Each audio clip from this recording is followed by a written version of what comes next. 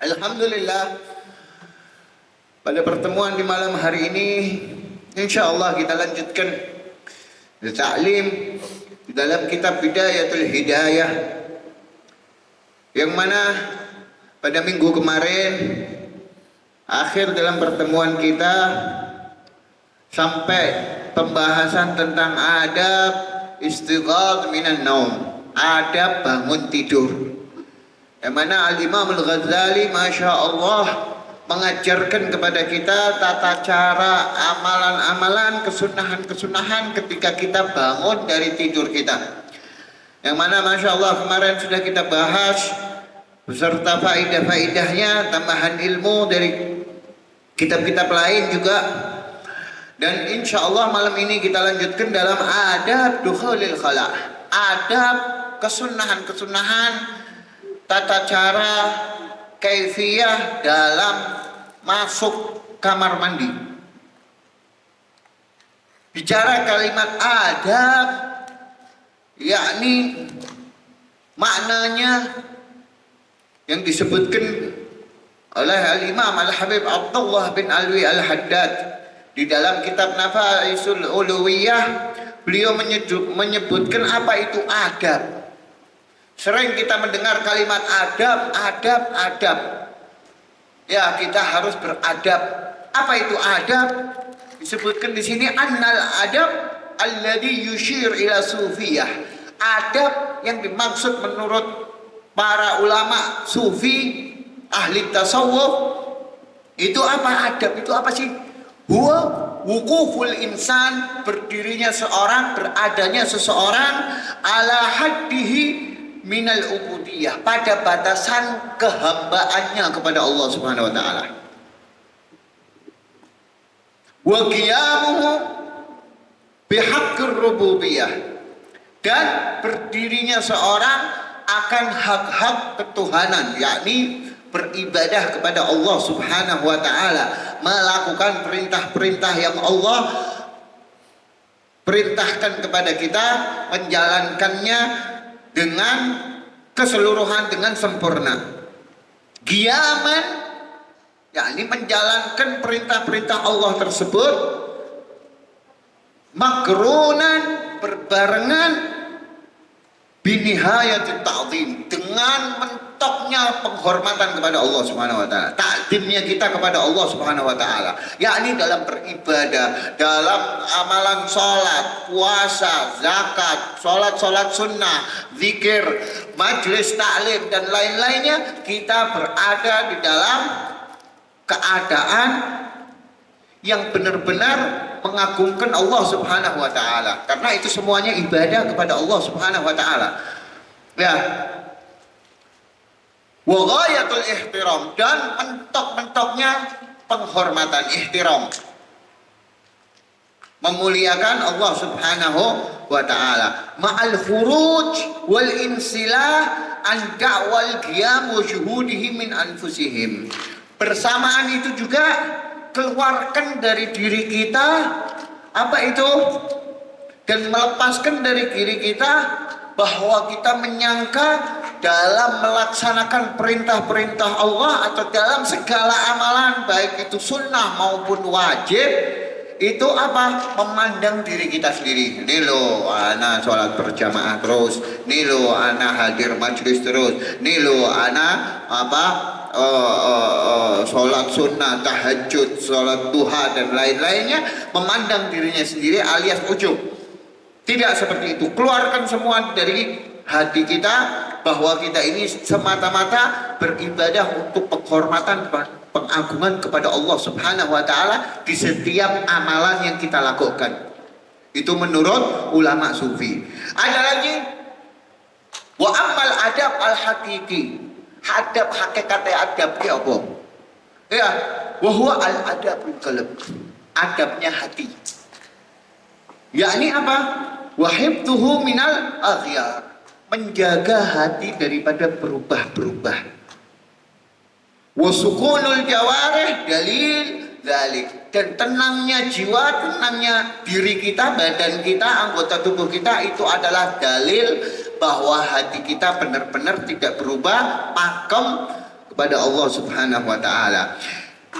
Wa minhu, dan diantaranya ini contoh-contoh daripada adab itu banyak di setiap amalan, di setiap perintah, di setiap kesunahan. Di situ pasti ada adab dan tata cara yang telah dianjurkan, yang telah diajarkan oleh Rasulullah SAW. Apapun amalan itu, hatta dukhulil khala, hatta masuk kamar mandi. Bayangin tempat yang paling jelek di rumah, kamar mandi, tempatnya kotoran, tempatnya najis, ya kan? Itu ada adabnya, ada tata caranya. Bahkan kata Habib Abdullah bin Husain bin Thahir, Sahibul Masilah, kitab itu apa itu yang sering kita baca, karangan beliau, qasidah beliau ya Arhamar Rahimin, qasidah beliau juga Salamullah ya Sada, itu Habib Abdullah bin Husain bin Thahir, ya bangsanya bin Thahir. Itu beliau mengatakan apa? Seandainya seorang mukmin, seorang muslim itu masuk ke kamar mandi dengan mengamalkan adab-adab, tata cara, kesunahan-kesunahan yang diajarkan oleh Rasulullah SAW, maka niscaya ketika dia keluar dari kamar mandi, dia akan keluar bersamaannya nur dari Allah Subhanahu wa taala, cahaya dari Allah Subhanahu wa taala. Yakni diberikan cahaya karena dia mengamalkan amalan-amalan yang diajarkan oleh Rasulullah, walaupun itu di kamar mandi, di tempat yang paling kotor.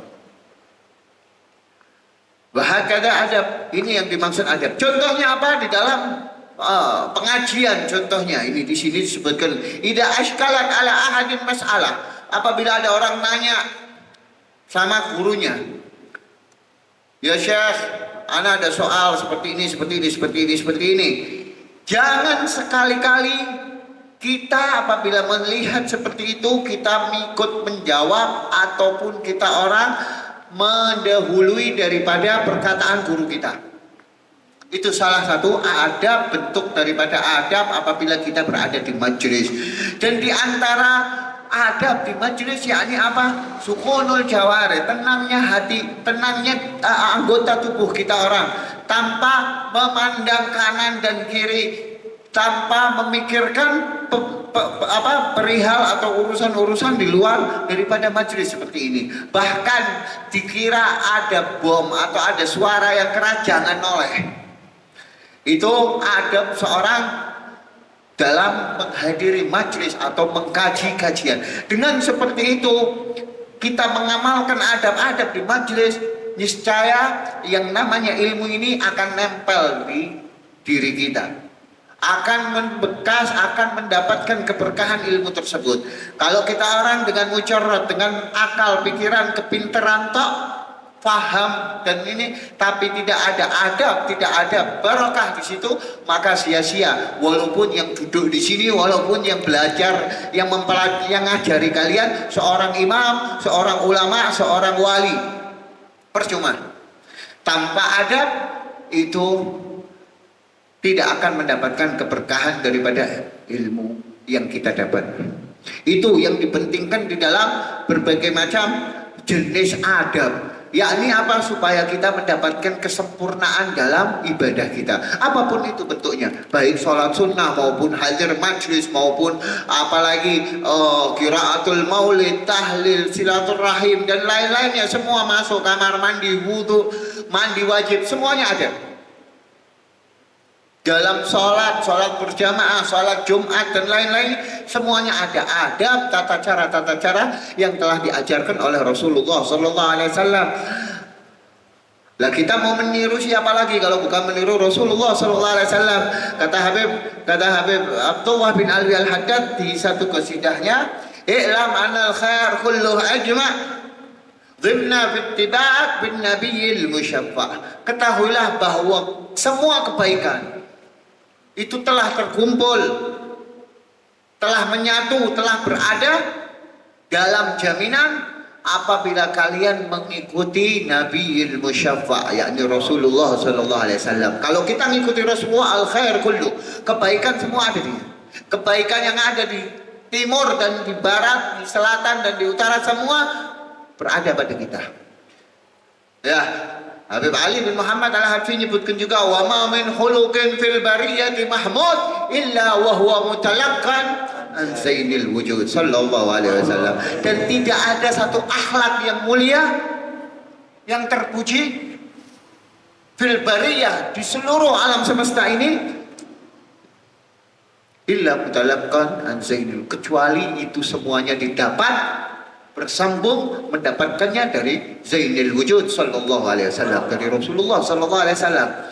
Makanya ini Al-Imam Al-Ghazali menuturkan kepada kita adab-adab. Setiap bab pasti dibahas tentang adab dukhulil khala, adab istiqat minan naum, nanti adabul wudu, adabus shalah, adab salatul jumu'ah, dan lain-lainnya akan dibahas semuanya insyaallah.